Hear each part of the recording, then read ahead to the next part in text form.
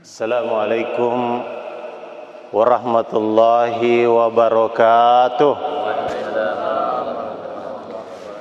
Alhamdulillahi wa kafa wa salamun ala ibadihi allazina istafa, ma ba'd. Bersyukur kita kehadirat Allah Subhanahu wa taala. Subuh hari ini kita dibangunkan Allah taala dan bisa salat subuh bersama wali kota Bengkulu. Masjid yang besar ini adalah karunia Allah Subhanahu wa taala yang sepatutnya kita syukuri. Cara mensyukurinya yakni dengan memakmurkannya, bukan sekedar memarmerkannya, apalagi memamerkannya. Ini kata Pak Wali Kota sering ngomong seperti ini.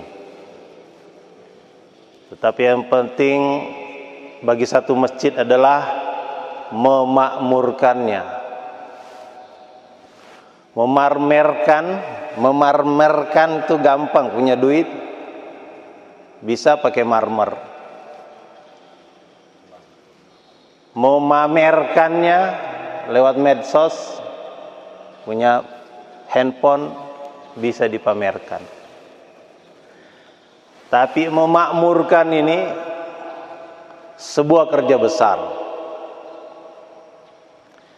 dan yang dikehendaki Allah Subhanahu wa taala adalah memakmurkannya. Masjid Nabi dahulu lantainya dari pasir, tiang-tiangnya dari pohon kurma, atap daun-daun kurma. Tapi 100% lelaki balik nih sholat berjamaah di masjid. Tidak ada satu orang pun yang berani meninggalkan sholat berjamaah di masjid. Waktu itu suara azan tidak seperti sekarang terdengar. Alhamdulillah.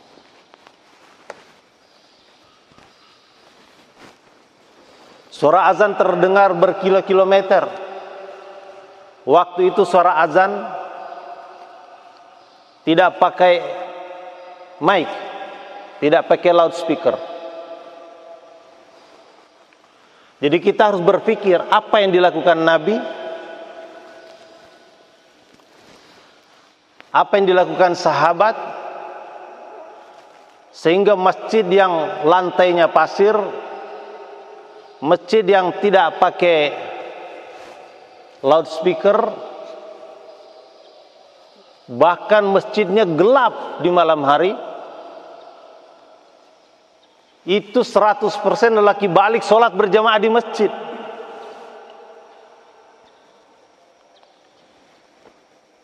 Ini yang harus menjadi fikir kita. Apa yang dilakukan Nabi? Dan selepas Nabi wafat pun kepemimpinan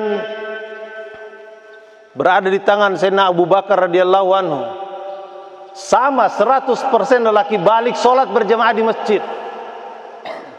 Tidak ada satu pun yang berani meninggalkan sholat berjamaah di masjid. Sebagaimana Nabi SAW mengancam kalau ada lelaki balik yang tidak datang sholat berjamaah di masjid, maka Nabi mengancam akan membakar rumah-rumah mereka. Maka Abu Bakar Siddiq radhiyallahu juga ngancam, kalau di zaman Nabi SAW dia bayar zakat unta dengan talinya, sekarang di zaman Abu Bakar dia bayar zakat unta tidak dengan talinya, aku akan perangi dia. Ayangku sedin wa ana hai, kata Abu Bakar. Apakah agama ini berkurang sedangkan Abu Bakar ini masih hidup? Kalau kalimat ini diucapkan oleh Bupati Lebong, ayangku sedin wa kopli hai, ayangku sedin wa Helmi Hasan hai, ayangku sedin wa Jokowi hai.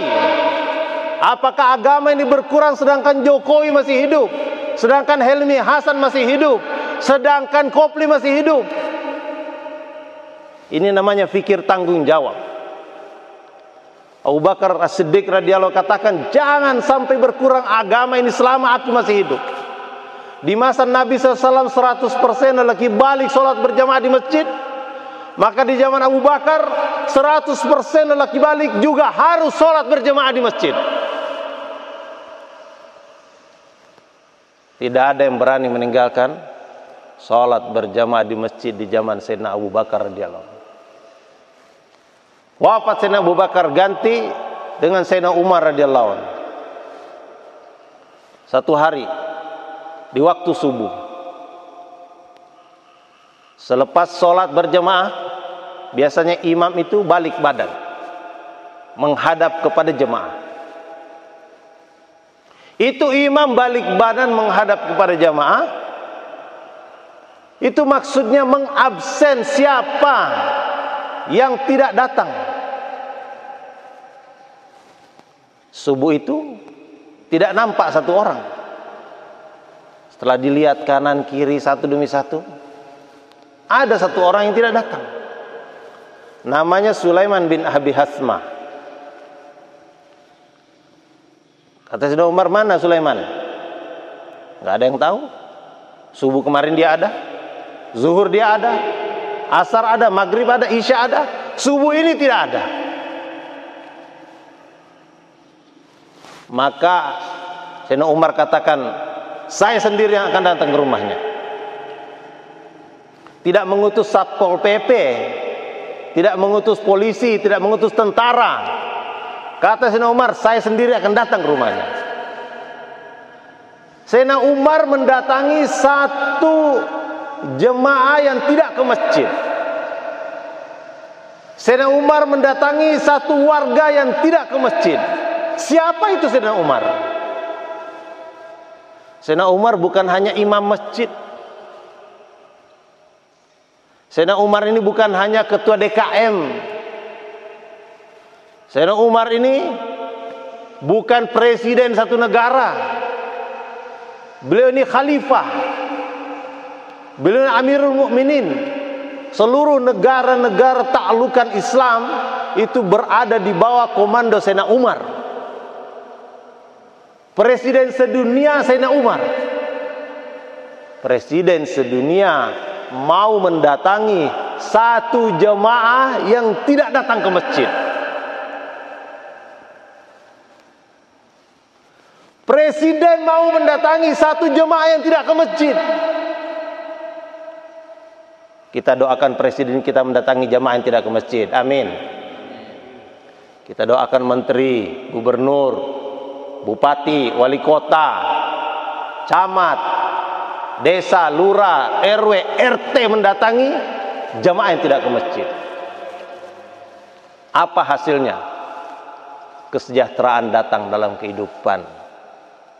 Dulu Quraisy miskin, dulu Quraisy musuhan, dulu Quraisy perang, dulu Quraisy penuh dengan keburukan.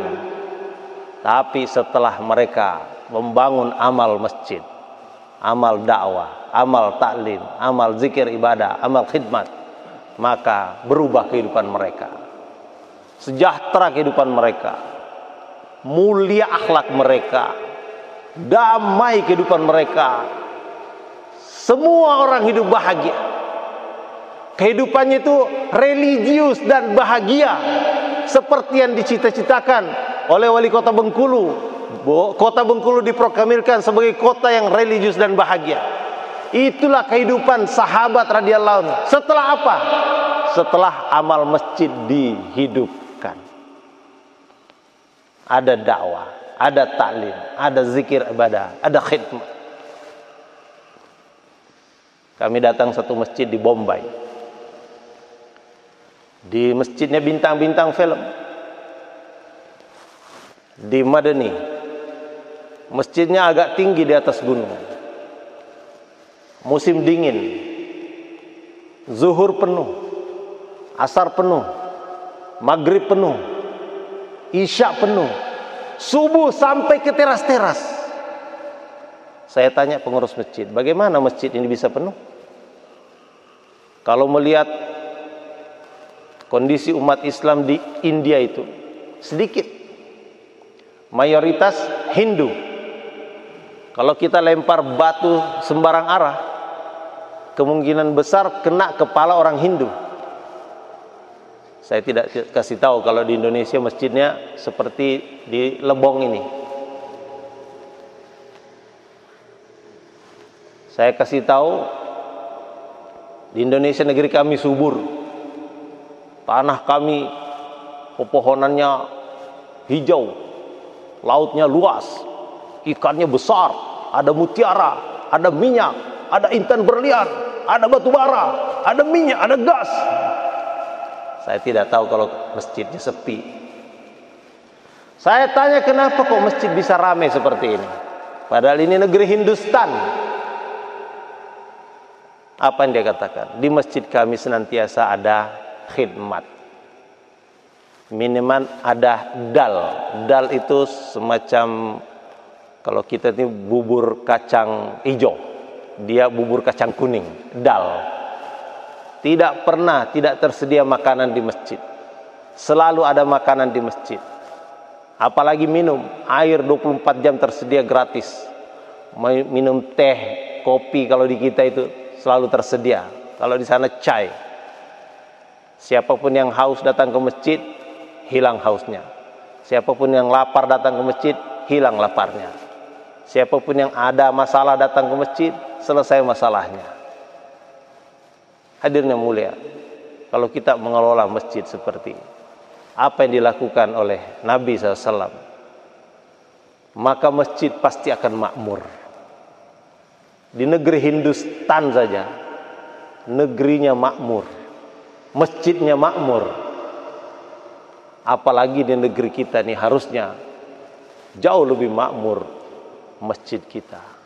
Kalau makmur masjid kita, janji Allah Ta'ala, walau anna ahlal qura amanu wattaqau lafatahna alaihim barakatim minas samai. Satu kampung, satu kota, satu negara, kalau penduduknya ini iman dan takwa, maka Allah akan bukakan keberkahan dari langit dan bumi. Allah akan bukakan keberkahan.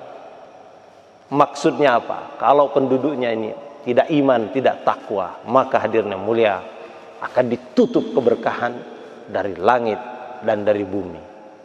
Air ada, negeri kita banjir air, tapi susah kita mendapatkan air.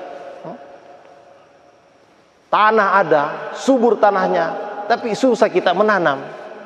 Sudah tanam, tidak pasti lagi tumbuh, susah tumbuhnya. Sudah tumbuh lagi, tidak pasti lagi ada buahnya. Buah lagi, tidak pasti pula bisa dipanen. Dipanen lagi, tidak pasti bisa dijual. Dijual lagi, harganya sangat murah, tidak pasti dapat untung. Jadi ini kita kurang pandai memakmurkan rumah Allah Subhanahu wa Ta'ala.